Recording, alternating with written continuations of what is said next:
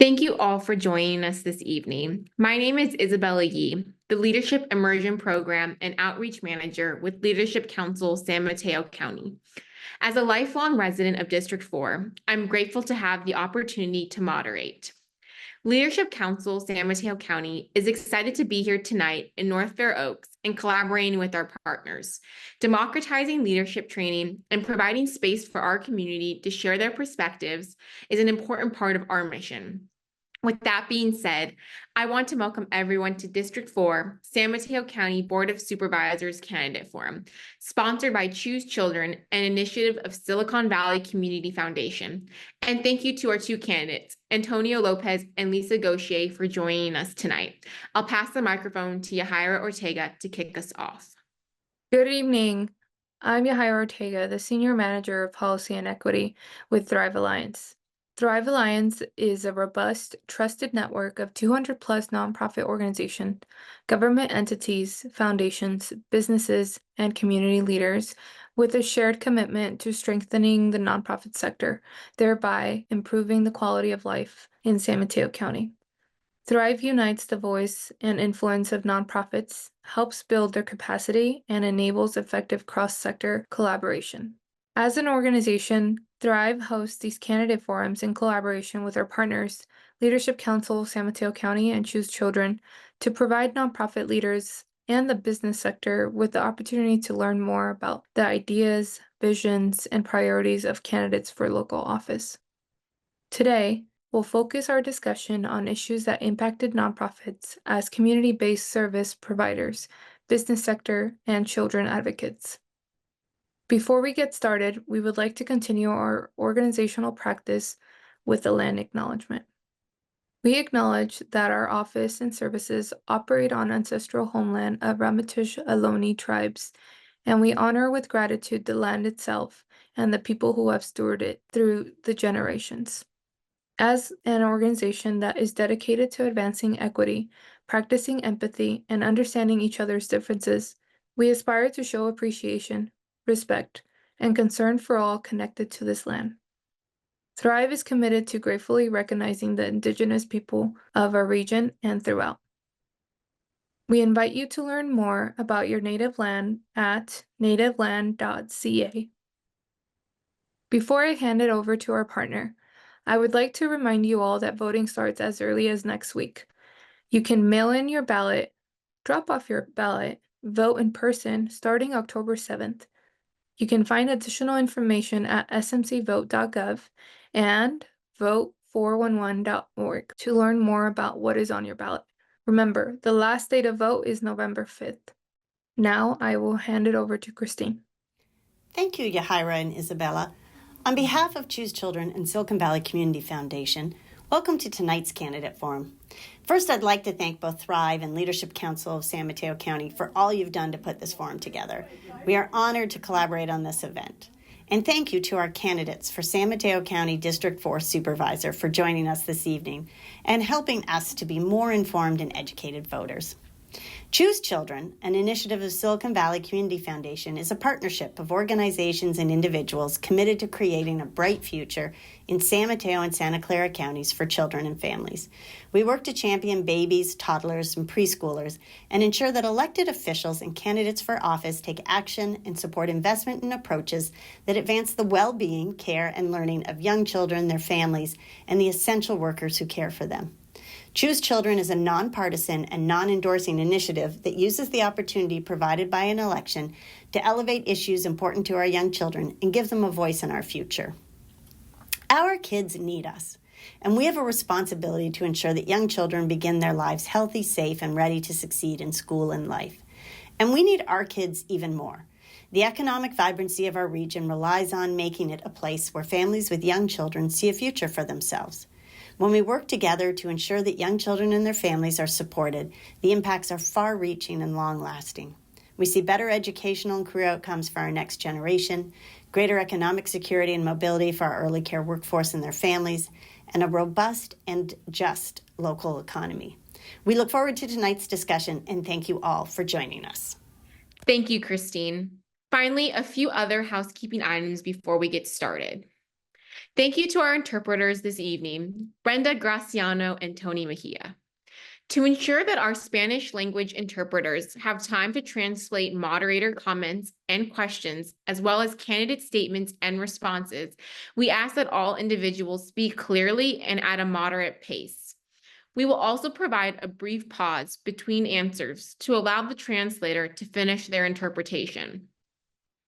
Si necesita interpretación en español, consulte a la gente de atrás.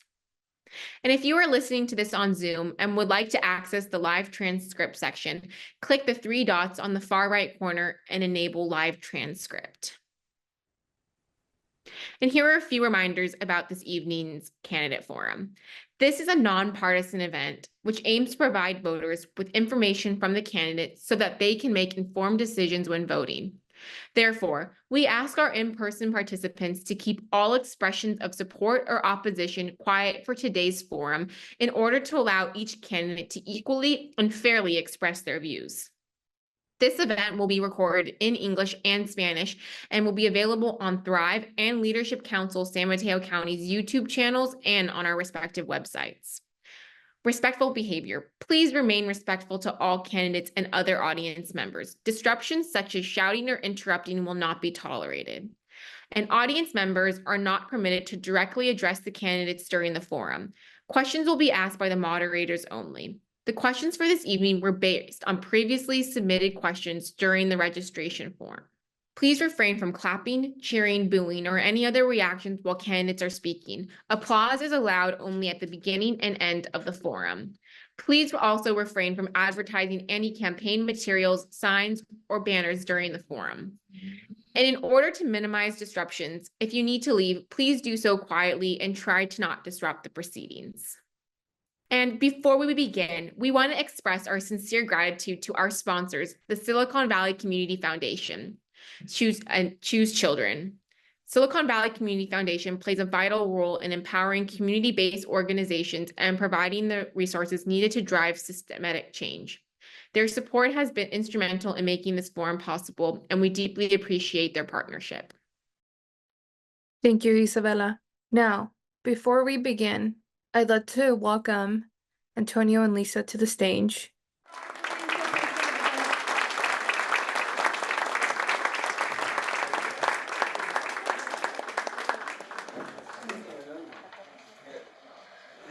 Amazing. Thank you, everyone, for all your patience. Candidates, each of you will have 2 minutes for opening statements. Afterwards, I will be asking a series of both sponsor-submitted and audience pre-submitted questions. You both will have up to 1.5 minutes to answer each question, plus an optional 1 minute each for rebuttal if you choose to take it. If you will be taking the rebuttal, please pause for a moment to let our staff change the timer. During the forum, we will be including lightning round questions, which will be a mixture of fun and serious topics that will require a response from 1 sentence or less. Please keep your lightning round answers to 30 seconds or less. After asking a few more questions, we will finish up by having each candidate share their closing statements, which they will have up to 2 minutes to close out their session. Throughout the forum, candidates will be speaking on a rotating basis to ensure that each candidate has a fair opportunity to speak first or last. And one final note to our candidates. Please remember to be respectful to one another and of the time limits allotted with each answer. For your convenience, we will each have a timer in front of you. We're going to wave at Margie so that you can visually see how much time remains for each question. Thrive is committed to fostering connections between the public and government entities, and our candidate forums are designed to give the community a chance to get to know you better. In your opening statement, you will have 2 minutes to introduce yourself, share why you're running, and explain how you're addressing misinformation during this election. We will begin with Lisa, followed by Antonio for the opening statements. The order was determined using a random generator to ensure a fair start to the forum. So you have 2 minutes for opening statements. Thank you. Can you hear me? No. Do I need to do something? I guess Can you hear me? Okay. Good evening, and it's a pleasure to see everyone. I want to thank Thrive and all of the nonprofits for putting this great event together today. My name is Lisa Gauthier. I am a longtime resident of the region. I have lived in East Palo Alto for nearly all of my life. My family moved to the East Palo Alto in 1967, and where I was raised by a single mother. There are 5 siblings. We were all raised in the city of East Palo Alto. I am a mother, I'm a daughter, I'm a sister, a neighbor, and a friend. But more importantly, I'm a grandmother, which is the greatest title that I share. I was first elected to East Palo Alto City Council in 2012. I have served for nearly 12 years in the city that I'm a product of, serving as mayor and vice mayor 3 times each. In addition to being an elected official, I do have a mortgage-paying job where I'm the Senior Vice President of Inclusion and Belonging with the Silicon Valley Leadership Group, where I work on initiatives that impact workforce development, education, racial justice and equity, and health, with a focus on health equity. I see I have a minute left, and I want to make sure that I just state that how I'm going to handle with misinformation. I think when you have integrity, you don't have to worry about misinformation. I'm going to lead from integrity. I have the experience. I am determined, and I am ready to lead in this seat, and that is what is important for me. I appreciate you, and I hope I can earn your vote before November 5th. Thank you.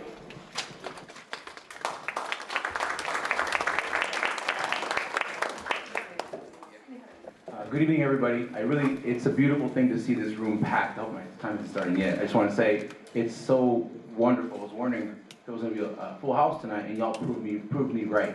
And it goes to show you how seriously this community, this county, how diverse we are. And one thing that I want to stress is unity throughout this evening, because I think we're looking at the polarization in this country, and I think all of us on the local level just want good, decent policymakers. My name is Antonio Lopez. Born and raised in East Palo Alto. My family came from Mexico in the 80s. My father was an undocumented immigrant. He received amnesty, believe it or not, under Reagan during the amnesty bill. And much of what I want to stress tonight is I did not have aspirations for politics. Most of my life, first generation, going to school, East Palo Alto School District, went to college, went to Duke and Oxford, and started my PhD at Stanford when the pandemic hit. And so much of life, you be given these opportunities, these forks in the road, and you have to respond. And for me, that response was civic service, understanding the overwhelming need for new blood in our city. That's what I heard over and over again, knocking on doors. And so I got elected in the height of a once-in-a-century pandemic.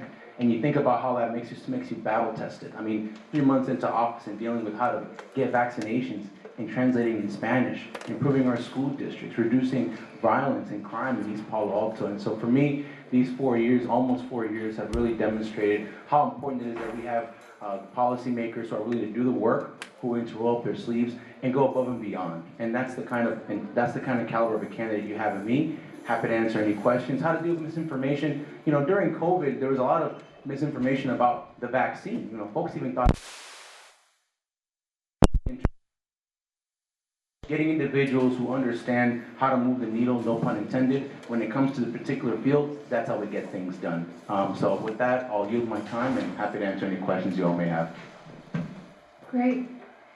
Thank you both. The next section is our first question. Reminder, you will have 1.5 minutes to respond, then you will be offered an optional rebuttal for 1 minute. The first question will be asked by Ana Misculta from Thrive.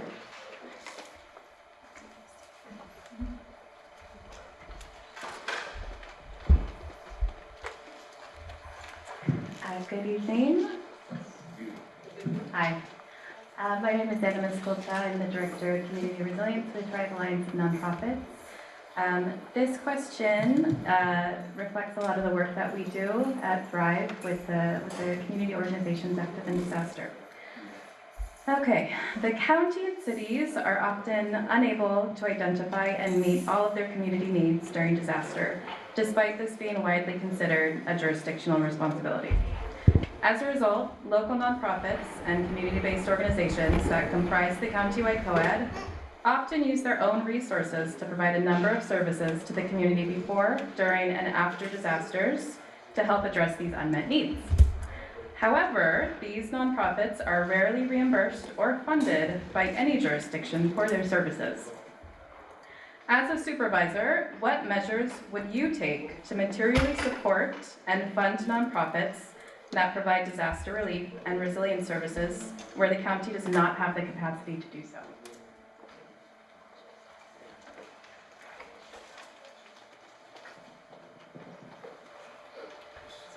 Who's answering?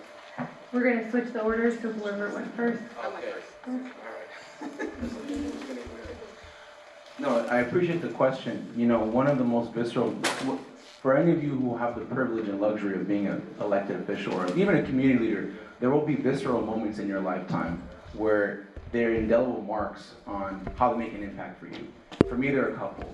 One was the shootings we had in 2022 in Jacksboro Park and East Palm on the west side. I will never forget the funerals I attended. But secondly were the floods in 2023. And we know that with climate change, we're gonna have drier summers, wetter winters. We know that we have the most at-risk sea level rise county in our district. And so to answer that question, you know, most recently we were in this room because of a fire, right? That horrible fire that devastated so many nonprofits and so many individuals and tenants. There are folks whose backs were literally burned because of how close they were from the housing complex. And so I think it's important that we have a dedicated slush fund immediately. You know, we from the state, from the cities down, we have mutual aids. In other words, codified agreements across municipalities. Let's put money in that and not have tenants go out of their way, spend their own income, their hard-earned dollars, and then wait 6-8 months later for a fire marshal report to come out. We have to immediately bring relief to these families. Our folks are leaving this county. We have to act expeditiously. So for me, dedicating an immediate little questions asked fund to help out those dire in need is so critical. We just can't wait for the red tape to hurt our families any longer. Thank you. And first of all, I'm going to say again to the nonprofits, thank you for all the work that you do. You're doing the heavy lifting for many of us, and we realize that, and we should all applaud you.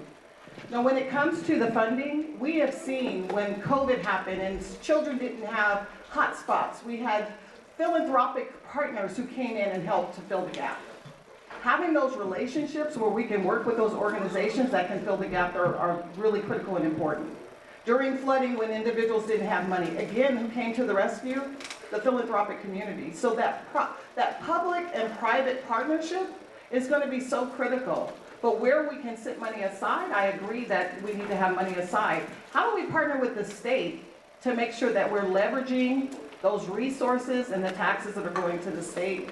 We have to figure out the partnerships that are going to make us whole. We have to thank those nonprofits that are doing the work. We have to make sure that you're not left with the bag at the end of the day so that you can continue to provide the services that you're doing for everyone. Thank you. Now you can take an optional rebuttal, which is an additional 1 minute if you'd like. Oh, you guys see a no? Okay. Isabella will be asking the next question. Thank you both. There were several questions submitted during the registration process asking about oversight of the Sheriff's Office. The county recently launched the Civilian Advisory Commission on the Sheriff's Office. What, if any, changes or additions would you recommend as a member of the Board of Supervisors? And Lisa can answer this question first. Thank you. Thank you for that question, and I appreciate Vixen for being in the room and pushing to make sure that it happened in the other nonprofits.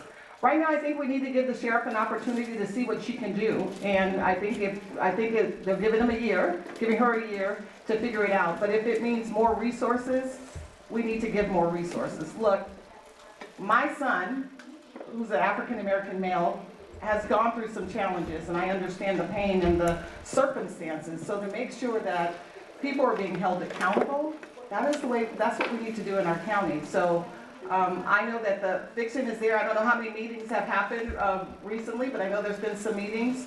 Let's see what happens, and if we need to make adjustments and get more oversight, let's look at that and work on that as a community and a region to adjust where it's needed.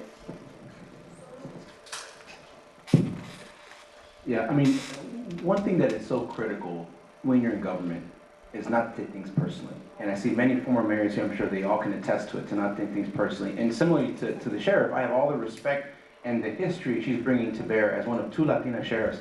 That being said, we have to be very mindful of the history of the practice of this county.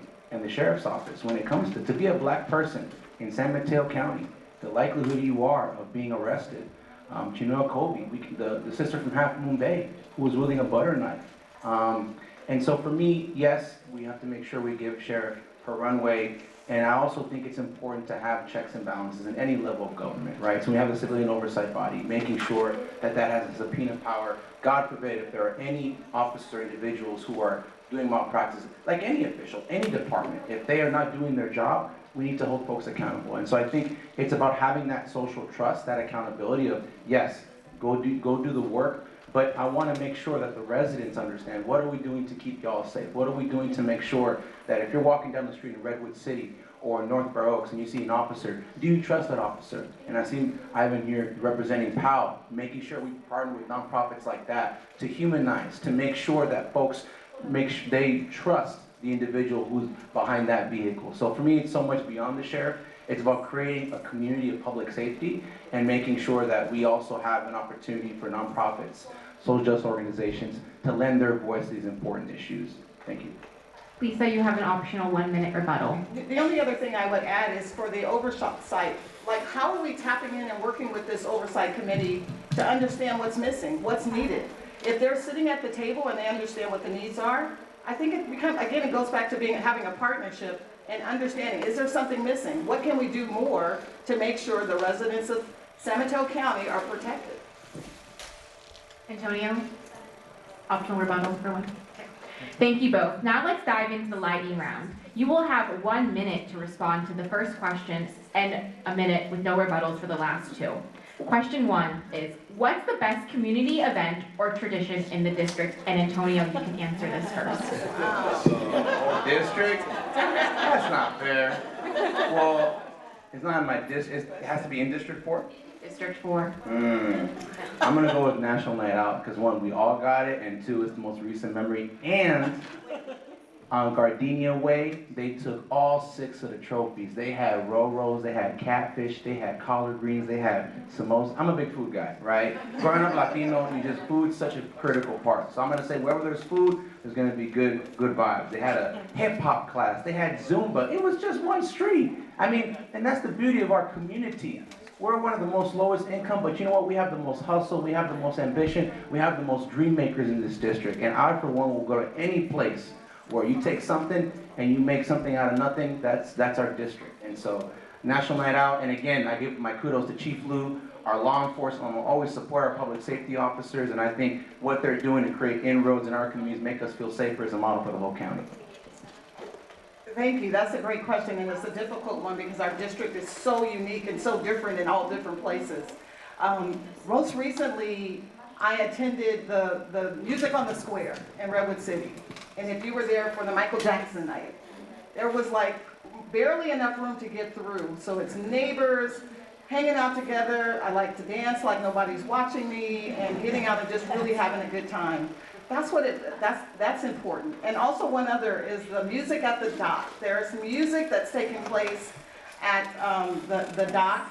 I know you said 1, but I have to give 1 more. 1 more is the drone show for Star Wars. May the 4th, there's a drone show that took place out at the Redwood City dock that was amazing. And I think that all communities, all cities are doing a great job of bringing residents together. What these events mean is that we're coming out from ourselves, we're hanging out with each other, and we're becoming a district and a county and sharing time and space together. Next question.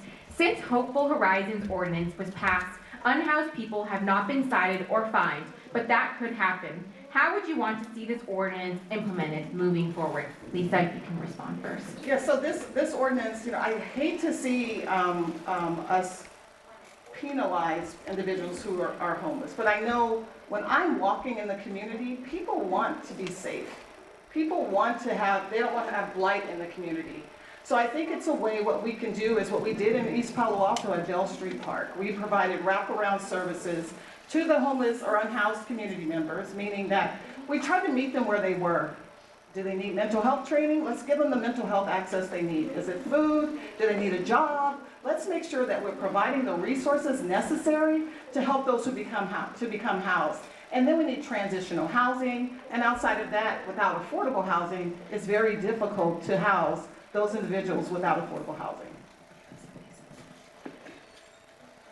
I would add only that, unfortunately, we're going backwards in this problem. You look at the metrics in the one-day homelessness count. Our homeless population has increased by 18% in 2 years, and it's an itinerant population, and we ought to have sympathy. We ought to continue to house any individual on all income levels. Full stop. That being said, one of the things we have to do as cities is work together. This is a community that's going to be nomadic, is going to go from one place to the other, and it makes no sense to just sweep and house people or take a bus and bus them out to the city. No, let's utilize the different services each of our cities have. The navigation center, the center we have, across counties with the tiny homes in Mountain View. So I think this crisis calls for collaboration. It calls for a multi-city approach. Ideally, I would like to see a joint powers authority to tackle homelessness the same way we talk about the creek. In the same way that we have floods and we have wildfires, we have to look at homelessness as a safety and public health emergency, full stop, with the adequate resources. If the government is mandating us, the state is doing it, we have to act Antonio, initially. it's time. Sorry to cut you off. It's time, I agree, yeah. What immediate steps would you take to address the impacts of climate change at the county level? Lisa, your response. Sure. As a founding member for One Shoreline, I know the importance of understanding and mitigating the risk of sea level rise and flooding. In East Palo Alto, we were able to work with the San Francisco Creek JPA to install a flood wall that protected the gardens area from a 100-year flood, thereby reducing the flood insurance that's required by those homes. That means a lot for people who are living paycheck to paycheck. We have to continue to do that. So for One Shoreline, we're working with each city to have a solution. I also sit on the San Francisco Creek, I sit on the San Francisco Bay Restoration Authority. We're doing the same thing. How do we mitigate and rebuild the marshlands to make sure that we're going to reduce and mitigate the climate impacts as much as possible. And then lastly, I know we have REACH codes where we want individuals to turn to electric, but we have to do it compassionately where individuals can afford to go to all electric, thereby reducing our dependence on gas. I would say at the heart of the climate change issue is if you have families that are can't even pay their paycheck for next month, how can you have them think about 2050? How can you have folks who are working class or itinerant or in this community, how do you get them to think bigger and think about sea level rise? So I think all those ideas are great. I would only add the following. Getting our youth, getting folks to create increased canopy coverage. North Fair Oaks, East Palo Alto, we only have a fraction of trees in other surrounding areas. How do we get our next generation to have skin in the game? How do we have people create an investment and a sense of ownership over these crises? Because we sit on these boards, we sit in these JPAs, but if folks aren't doing their part to reduce their carbon footprint, it's not going to make a dent. We have to make sure we advocate for organizations like Canopy, urban forest programs. In East Palo Alto, I helped create the urban forest master plan, right, to make sure that our city is a tree city. So it's getting initiatives that get our young people, our older folks, our regular residents to have some investment over the future of this county and not just the folks who wear suits and ties and formal elected officials. We have to bring everybody on board. Thank you, and we apologize, the order got switched then. That's okay. But the next one, Ready. you're ready. Thank you, Lisa, for being on top of it. And Antonio, thank you for your patience. We'll let you answer the next one first, and we'll keep going that way. And thank you, Isabella, for facilitating a fun and eye-opening round. Let's transition to children's topics with the next question. I invite Liz Scully with San Mateo County Family Child Care Organization to the stage. The San Mateo County Family Child Care Organization serves as connecting body dedicated to building community by linking family child care providers with one another. They advocate for providers and connect them with early childhood education, support services at the county, state, and national levels. Thank you for the introduction. Thank you for being here. So in a county where 94% of general election voters agree the average family needs 2 incomes to afford living here, parents need quality childcare so they can go to work. Yet we suffer a gap of more than 17,000 quality childcare slots. Providers struggle to find the facilities and childcare teachers who they need to meet this demand. The question is, what specific strategies will you pursue to build childcare capacity and give all parents in our county quality, affordable care options for their babies, toddlers, and young children? Thanks for the question. And this is one of the most low-hanging fruits in our county. When you think about workforce development, when you think about why folks aren't working, it's the price of childcare. I'm sure many folks in this room, if you don't have an abuela, or if you don't have a relative or someone to take care of it, it's incredibly difficult to be able to go to work. And so for me, one of the things most recently that comes to mind is the zoning. Many of our cities don't have zoning that can facilitate the creation of child care facilities. So for me, making sure that as a county, we're providing legal counsel, working with nonprofits to change that zoning law so that it's easier to create these child care facilities, making sure there's child care in all government-funded activities, whether it's community meetings, whether it's city council, whether it's commissions, right? Unfortunately, it's so lamentable when we do our community events in East Palo Alto and City Council, there's so few people that show up. And so how do we make it easier to do that? Number two, I have to say the elephant in the room, the Measure K funding. I'm sure many nonprofits here were fighting tooth and nail. It was like David and Goliath. You had the big nonprofits fighting against the small mom and pop ones. And to me, that doesn't scream equity. That doesn't scream thoughtful leadership. And so making sure when I'm in that seat, let's work with our big and small nonprofits and understand how can we make that application easier for you? If you're a child care, can we categorize it so that way you're not entering this giant cesspool of nonprofits? So I think with child care, we have experts, we have organizations, we have a mandate from the state. Let's have the county use the resources they have to make it easier to do your job. Thank you, but I don't think the nonprofits are a big cesspool of individuals. But what I will say, I'm a grandmother. So I know firsthand with working with my daughter and my grandson on what childcare looks like.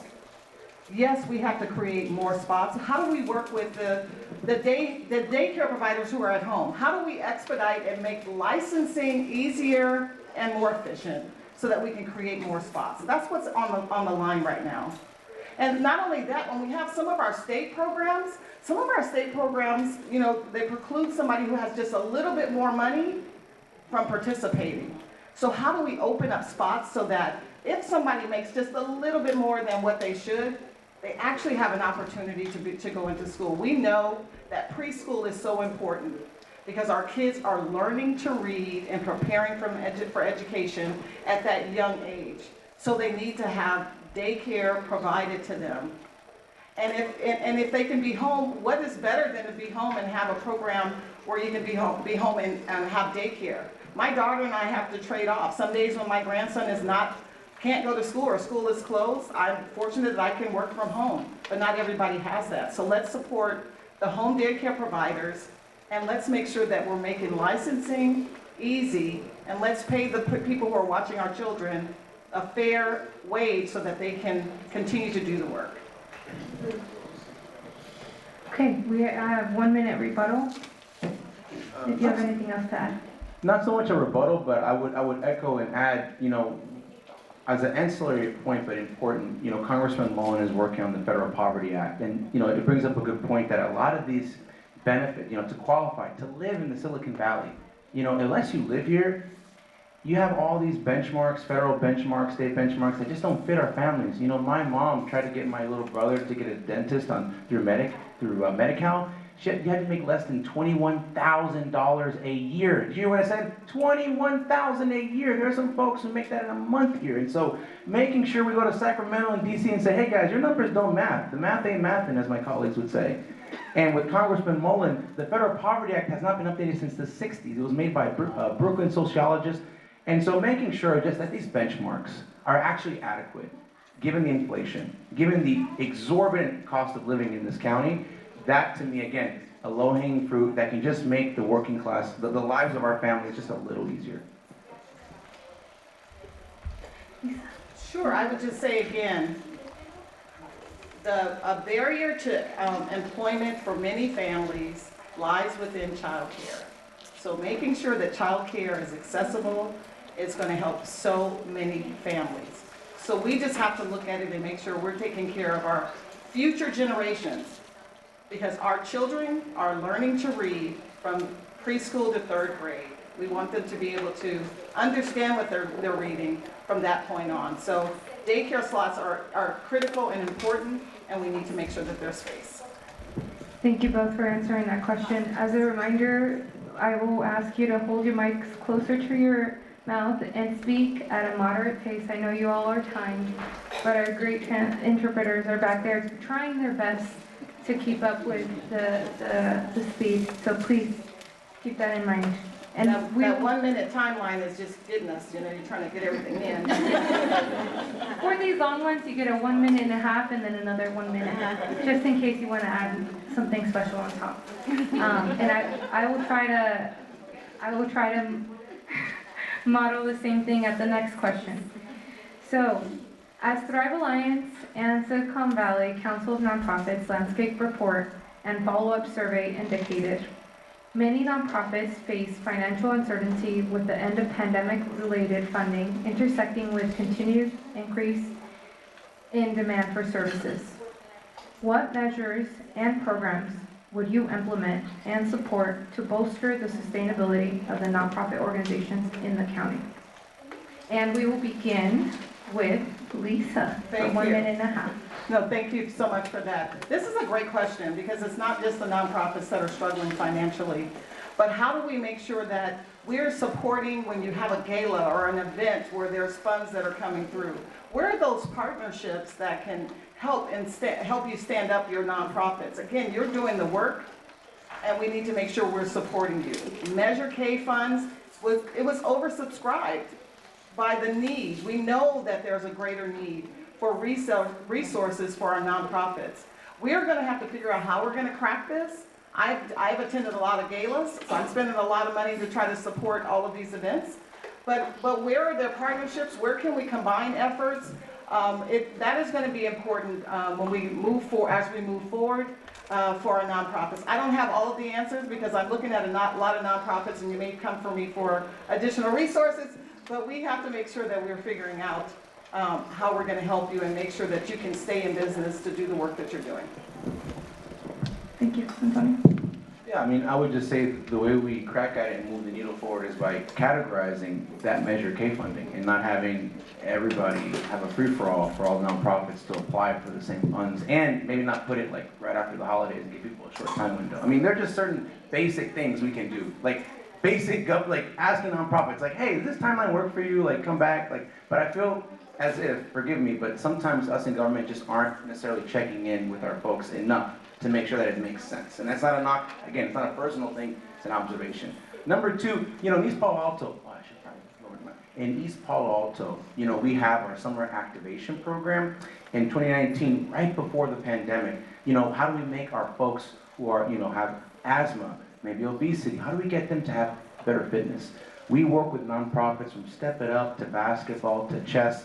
We've expanded it this year to urban aviation with Brother Meshach's work. So again, not reinventing the wheel, but using some of our funding, for example, in East Palo Alto with the TOT funding for the hotel tax, and using those funds, leveraging those funds to make sure that those nonprofits are set up for success. Moreover, some nonprofits may not be 501c3s.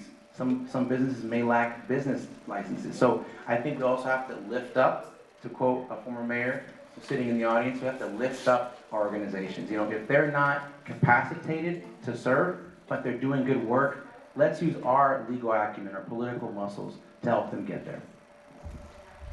Okay, Lisa, you have 1 minute to respond. Sure, the only other thing I would say, strategically aligning with the nonprofits and making sure that the county and the nonprofits are in alignment, that's going to be important as well.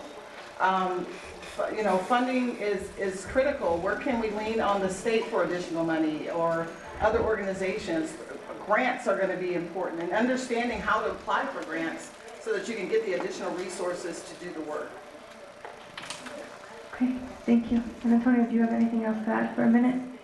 There's plenty of measures, and governments are fairly flexible when it comes to what kind of measures we put out. We can have measures for housing, for environment, for education, and so partnering with our school districts, partnering with our organizations.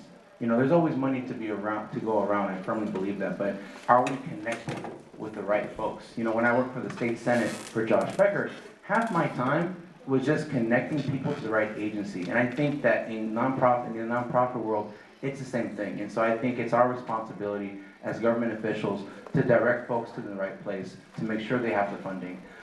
So that's my only addendum. Thank you both for answering that question, and thanks for making space for the nonprofits when you all are in office.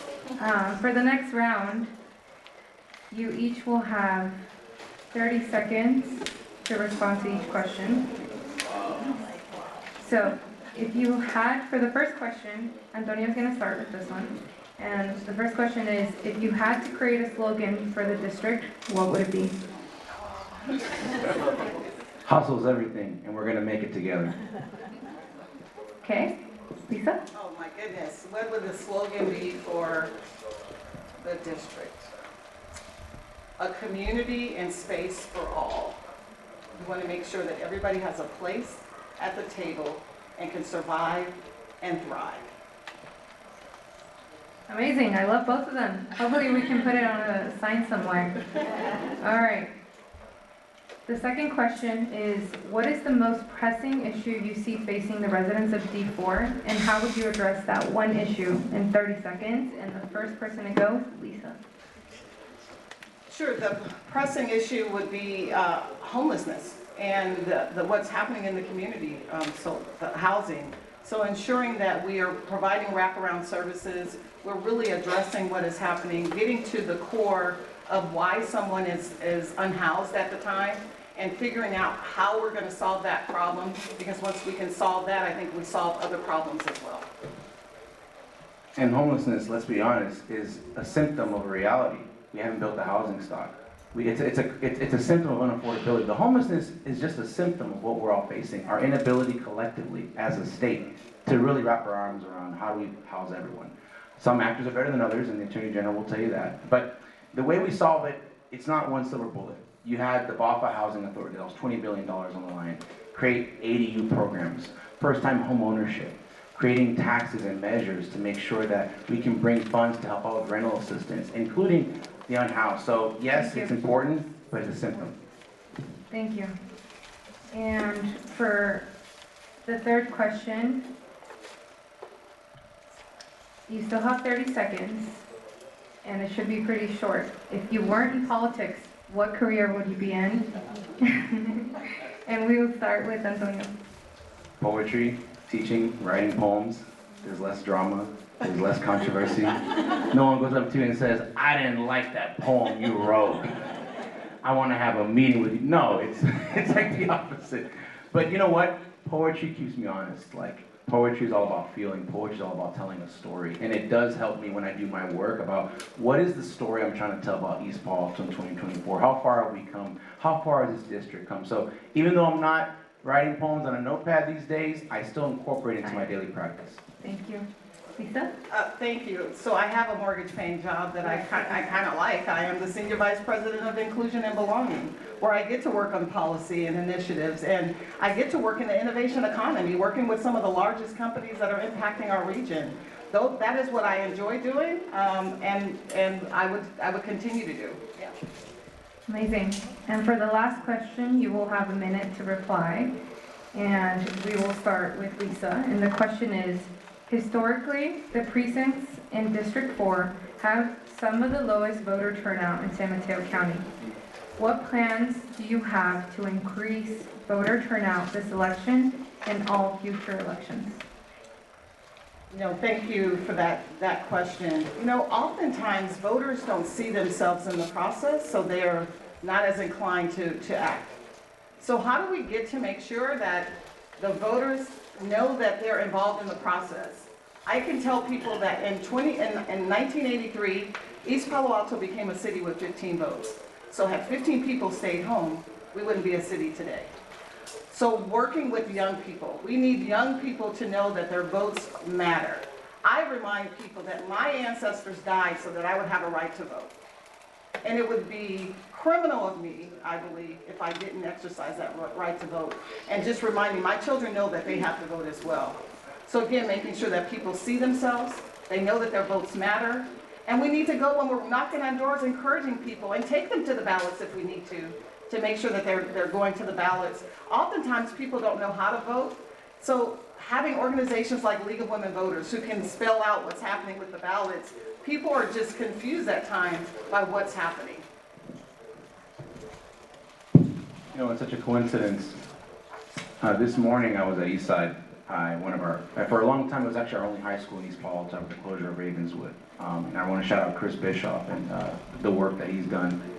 And the students asked me the same thing. These young people, 17, 16, saying, why does your vote matter? You know, why does my vote matter? In other words, they're telling me like, the government, that whatever they're doing, it's not working for me. And so I think it's being honest about, number one, where things are. Because you don't want to insult people's intelligence. If they're not voting, it's for a reason.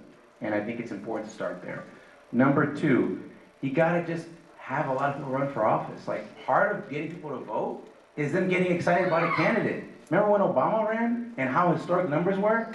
And now with Harris and Walz, I'm hoping numbers will be similar. But if we don't show up to run for office, if we don't give people something to vote for, they're not gonna vote. So it's critical that we work to massage the message. And when I ran 4 years ago, really quickly, I won by 69 votes, and it was all kids under 18. So young people have all the ability in the world. Thank you.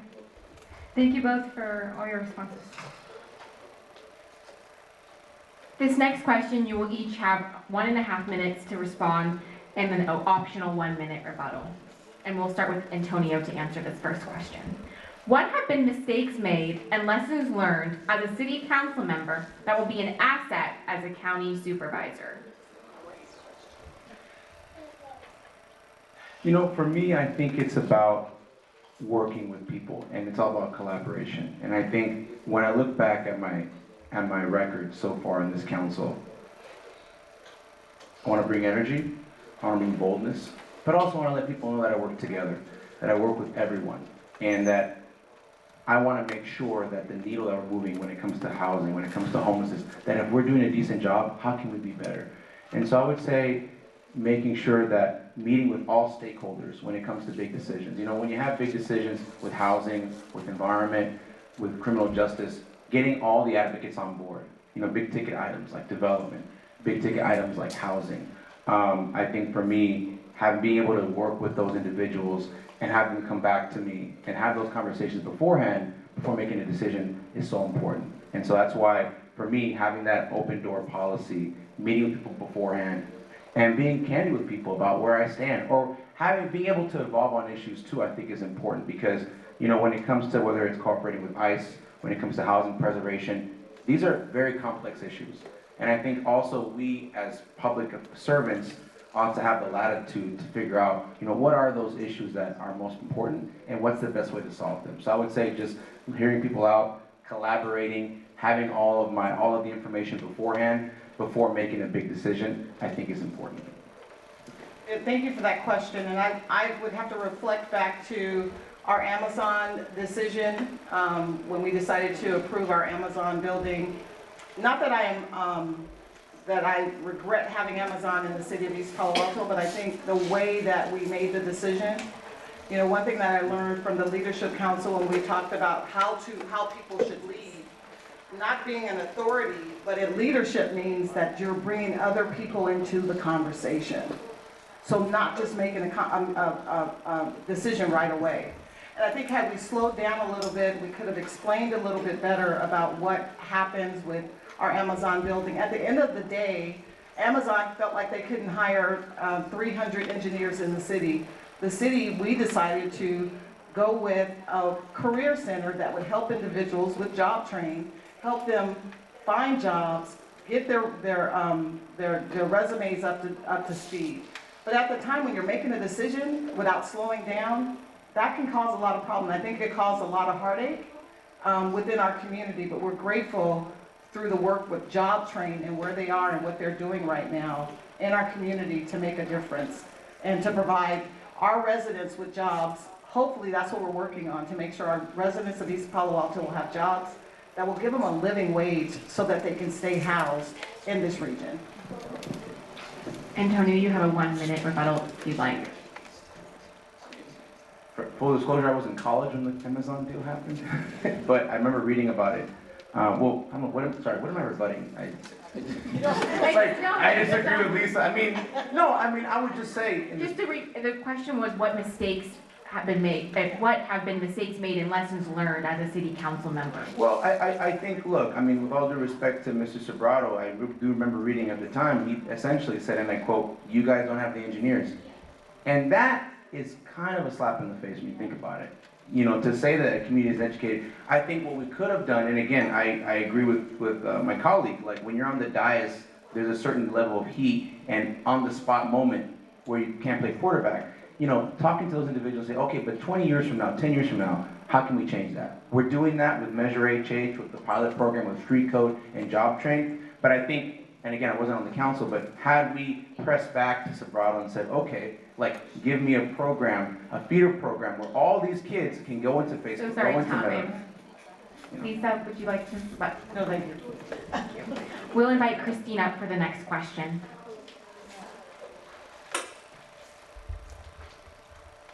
Thank you. During and after the pandemic, stress and anxiety levels surged, particularly among children, young adults, and their families. And many community organizations have stepped up to provide support, but more is needed. So as County Supervisor, how will you leverage and expand county partnerships with schools, nonprofits, and community groups to promote mental health awareness, provide accessible resources, and foster resilience in our youth? And what's specific, and I ask you to be specific, about investments and long-term strategies will you prioritize to ensure sustainable mental health support for our children and their families?